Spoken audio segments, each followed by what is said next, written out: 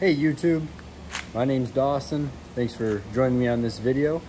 Today I'm going to be winterizing these motors and changing the lower unit oil in them, getting them ready to head back to upstate New York where we live. It's a long journey. I'm going to take you along on that journey in the next couple videos. We're going to be shrink wrapping this whole boat in a coming video, so stay tuned for that. Alright, so we just finished flushing out the motors. We're gonna drain out the gear lube, check out, see how it held up for the winter while we used it. We got like 80 hours on it. Hopefully there's no water in it, but we're gonna find out.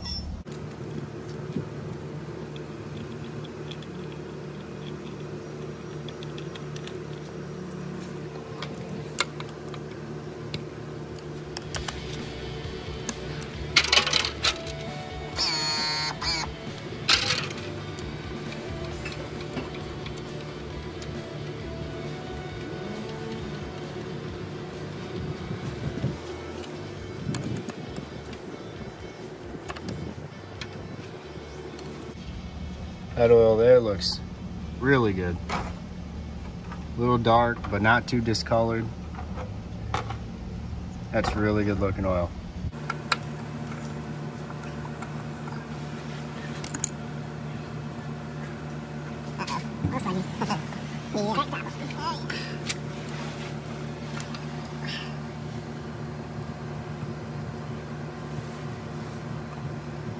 Not too hot. There's no water. No water. Not too hot.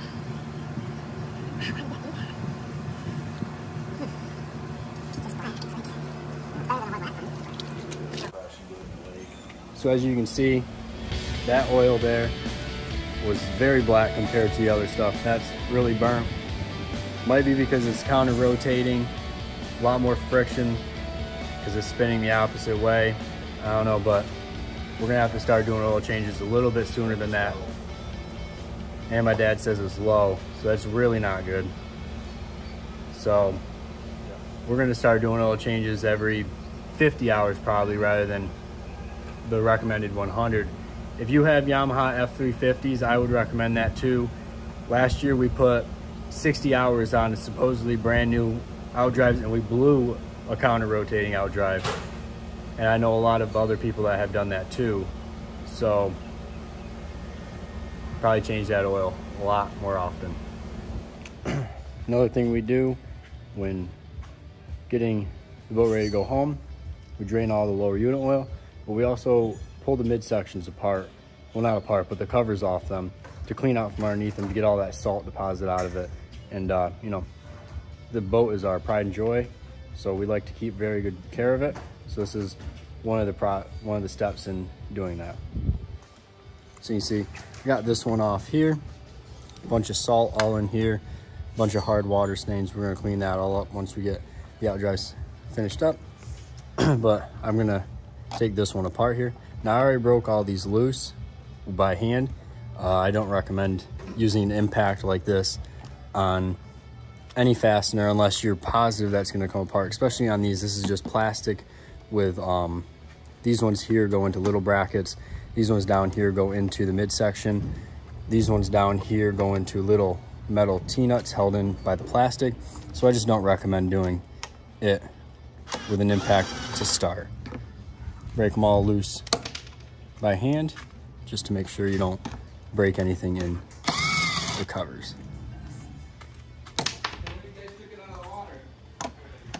Yeah, we took it out a couple hours ago. So, yeah.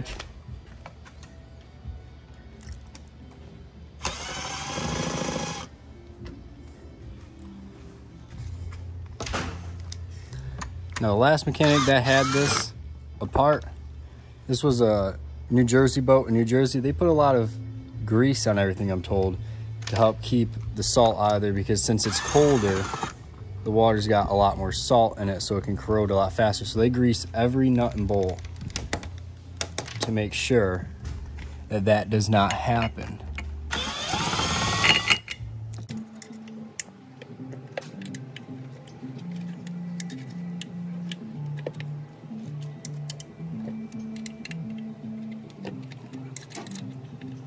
Oh, there's a crack loose off. You'll see putting the impact back on.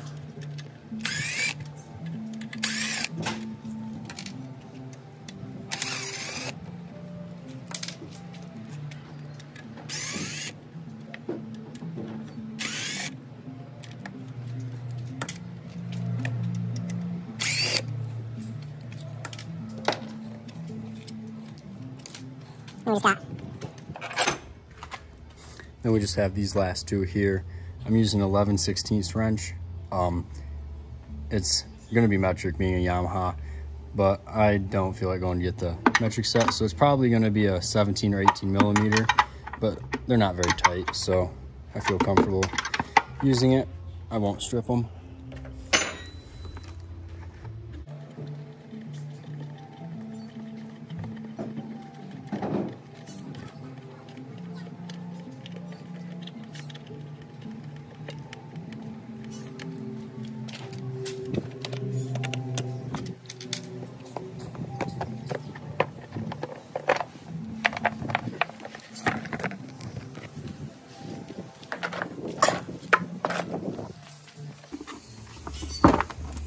And just like that, we got both the covers off for the midsection. This one. So we got the covers off the midsections here. I'm just going to use some Super Clean. This is an old bottle. We buy it by the 5 gallon or gallon tub and just reuse the squirt bottles because it's a lot cheaper. I'm going to start with this, just see if this will remove some of this stain here. On this motor, we gotta do the brackets. The brackets didn't get bottom painted when we did it.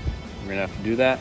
You see all this salt up in here. We gotta try and get all of that. I'm gonna spray it all off with Salt Away 2 to help try and stop the erosion process there.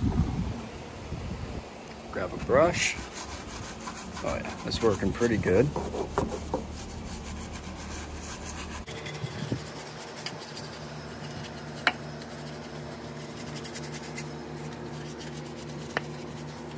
Now, Super Clean is a really good cleaner, but it is a degreaser. So if you spray on anything that's waxed, you'll have to reapply the wax because it'll lose that coating. So I don't really like using it on the boat itself. But I'll use it on the motors because the motors are already, getting heated up and cooled down, so they lose a lot of pressure really quick anyways if you're already doing it. And these are underneath the cowl, so you don't have to worry about that.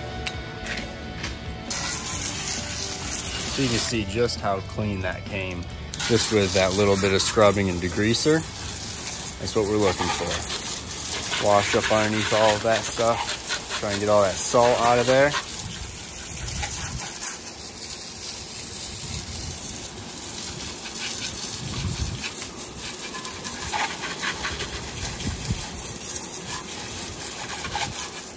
And just like that, we got one nice clean midsection to this motor. So another thing we do is we take the cowls off. I took them off camera because they're very heavy and bulky, but we're gonna spray it down with some of this salt off. Just try and get out some of that salt because these are open to the air through here. It makes a little bit of twists and turns to get down through there, but there is still a lot of salt spray that gets in there when you're running on those really rough days. So we like to spray these all down too. Make sure that these are good and desalinated because this boat's going to sit most of the rest of the year. It might get used 5 or 6 more times back in New York where we live, but we bought this boat specifically for the Florida Keys, so we will not be using it that much up there, just taking it out. Maybe if we change the outdrive, just make sure our new outdrive works and everything like that.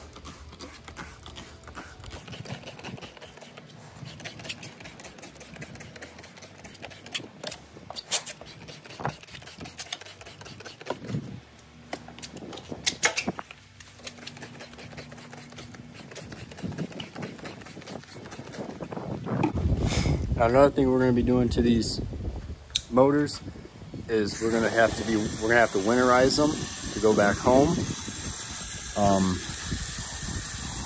More than likely it won't freeze while we're back home, but just in case it does, these F350s have a tendency for the thermostat to go bad in the top side of the block and hold water. And if that happens, it will not drain the water out of there, and it will crack the block. We have an extra motor, but we do not want to have to put the power head on if we don't have to. Another thing that does happen is water is known to collect down here in these manifolds, so we've got to flush them out anyways, which we flushed out with fresh water, and then the antifreeze helps flush it out even better, try and get that salt out of there. Otherwise, because it can crack one of these manifolds down here and ingest water into the bottom two cylinders, wash out the whole motor, and that will not be good.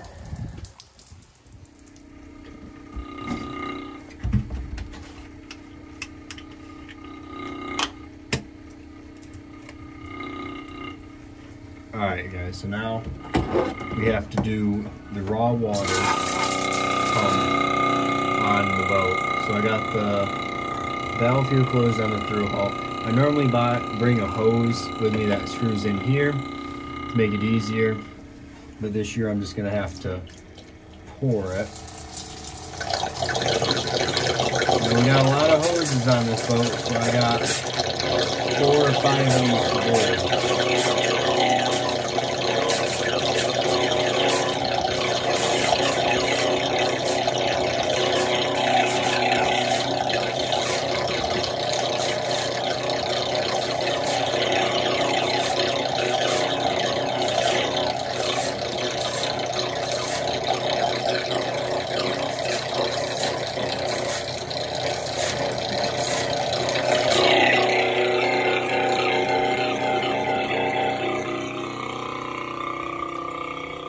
Alright, so that's that hose done.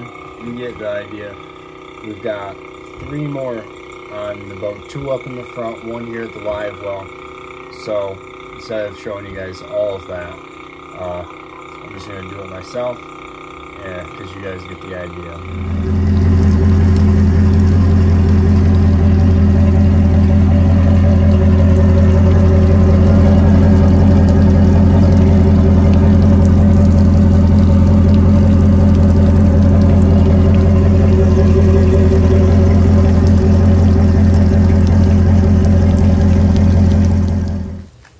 Alright, you guys, we just warmed these motors up and then winterized them. As you can see, there was tape all along here holding the muffs on, right here as well, and down here.